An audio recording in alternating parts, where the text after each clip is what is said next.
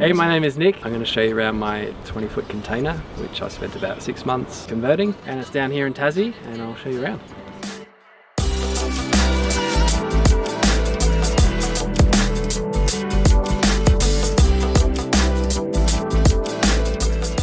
Yeah, it's pretty minimal. It's like fully insulated. I've got storage under the bed. Everything's like completely utilitarian basically. And all my books around here from sailing adventures and all that sort of stuff. The windows are just old cedar sliding windows. How long did it take you to build? About 6 months probably.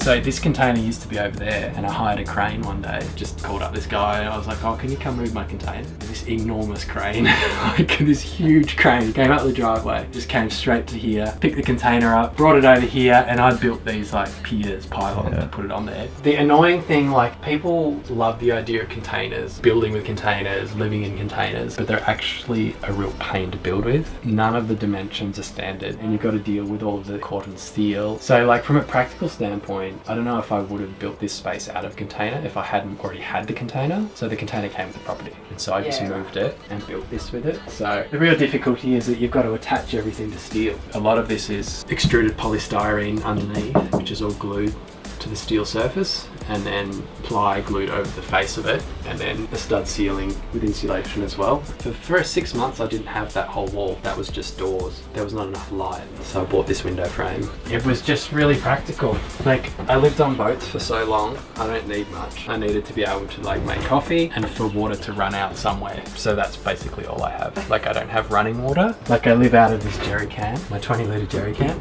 There's no taps, as you can see, but the water does drain out. And everything was just made from ply.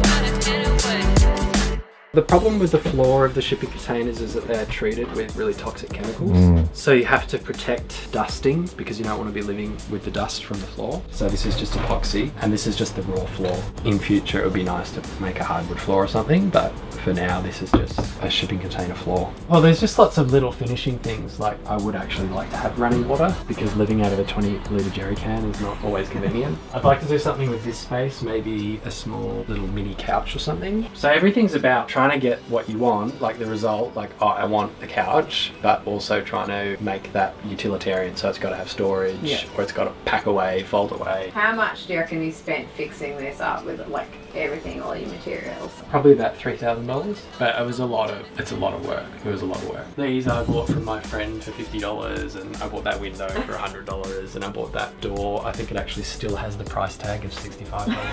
And I like your doorstop, just nature. Yeah. You know what you need?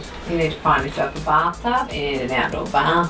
Scenario. That would be sweet. Yeah. Yeah. That's your next job, Nick, after you've finished all your travels.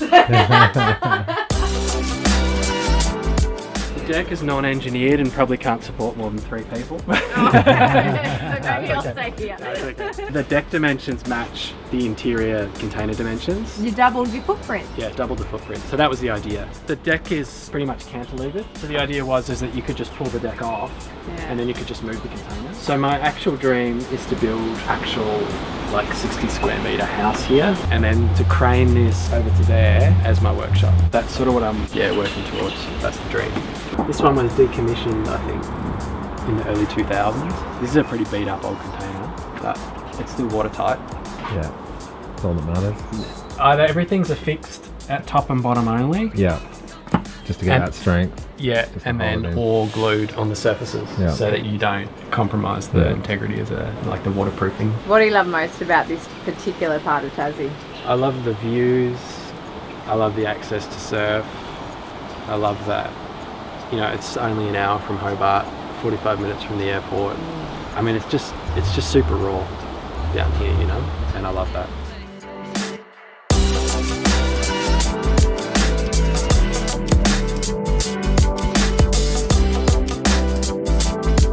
Thanks for checking out my 18 square meters of paradise. Cheers.